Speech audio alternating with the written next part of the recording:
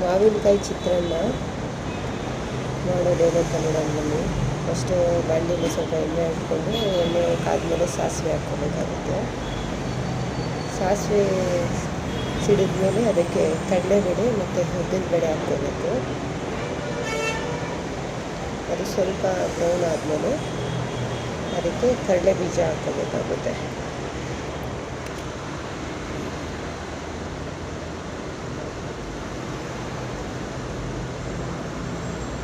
ಕಡಲೆ ಬೀಜ ಕಡಲೆ ಬೀಜ ಸ್ವಲ್ಪ ಅದು ಬ್ರೌನ್ ಆಗಬೇಕು. ಅದು ಬ್ರೌನ್ ಆದಮೇಲೆ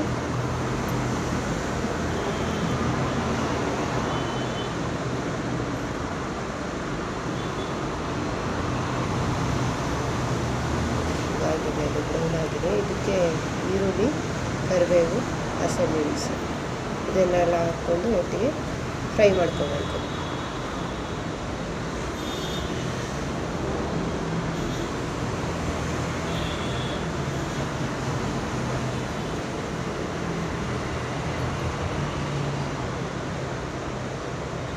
ಸ್ವಲ್ಪ ಚೆನ್ನಾಗಿ ಸ್ವಲ್ಪ ಫ್ರೈ ಆದಮೇಲೆ ಇದಕ್ಕೆ ಸ್ವಲ್ಪ ಅರಿಶಿನ ಹಾಕ್ಕೋಬೇಕಾಗುತ್ತೆ. ಸ್ವಲ್ಪ ಫ್ರೈ ಆಗಬೇಕು. ಸ್ವಲ್ಪ ಉಪ್ಪು ಹಾಕ್ಕೊಳ್ಳಿ.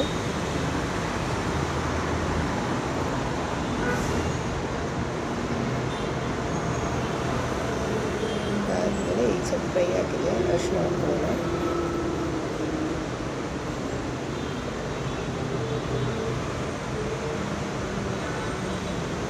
ಅರಿಶಿನ ಹಾಕ್ಕೊಂಡು ಫ್ರೈ ಮಾಡ್ಕೊಳ್ಳೋಣ.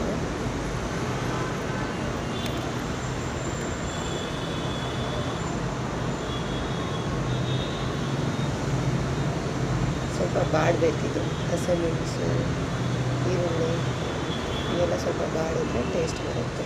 ಅದೆಲ್ಲ ಬಾಡಿದ್ಮೇಲೆ ಮಾವಿನಕಾಯಿ ತುರಿದಿಟ್ಕೊಂಡಿರ್ತೀವಲ್ವ, ಹಸಿ ಮಾವಿನಕಾಯಿ ಸಿಪ್ಪೆ ತೆಗೆದು ತುರಿದಿಟ್ಕೋಬೇಕು. ಅದು ಲಾಸ್ಟಾಗಿ ಅದು ಫ್ರೈ ಆದಮೇಲೆ ಮಾವಿನಕಾಯಿ ತುರಿ ಹಾಕ್ಕೊಂಡು ಫ್ರೈ ಮಾಡ್ಕೋಬೇಕು.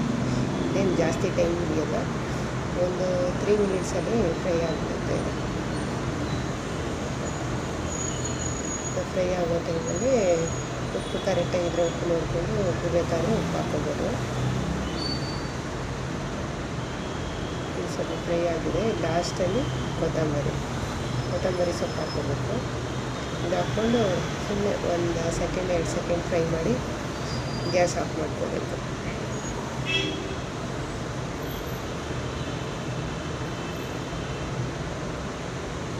ಅಷ್ಟೇ.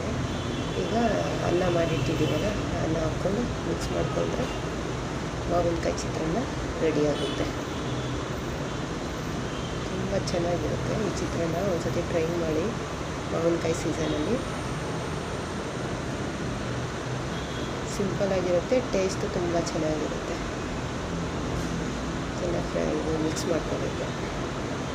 ಬಿಸಿ ಅನ್ನ ಹಾಕಿ ಮಿಕ್ಸ್ ಮಾಡಿದ್ರೆ ಚೆನ್ನಾಗಿ ಮಿಕ್ಸ್ ಆಗುತ್ತೆ. ತುಂಬ ತಣ್ಣಗಾಗಿಬಿಟ್ರೆ ಅದು ಚೆನ್ನಾಗಿ ಉಪ್ಪು ಖಾರ ಹಿಡಿಯೋದಿಲ್ಲ ಅದು ಅನ್ನಕ್ಕೆ. ಅನ್ನ ಬಿಸಿ ಇದ್ರೇ ಅದು ಟೇಸ್ಟ್ ಚೆನ್ನಾಗಿರುತ್ತೆ. ಇದೆಲ್ಲ ಮಿಕ್ಸ್ ಮಾಡ್ಕೊಂಡಿದ್ದೀನಿ. ಇದು ತುಂಬ ಚೆನ್ನಾಗಿ ಬಂದಿದೆ. ಇದನ್ನು ಒಂದು ಪ್ಲೇಟಲ್ಲಿ ಸರ್ವ್ ಮಾಡ್ಕೊಳ್ಳೋಣ.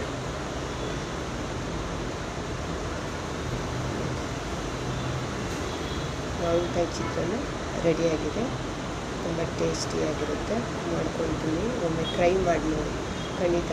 ತುಂಬ ಸಿಂಪಲ್ ಆ್ಯಂಡ್ ಟೇಸ್ಟಿ ಚಿತ್ರಾನ್ನ.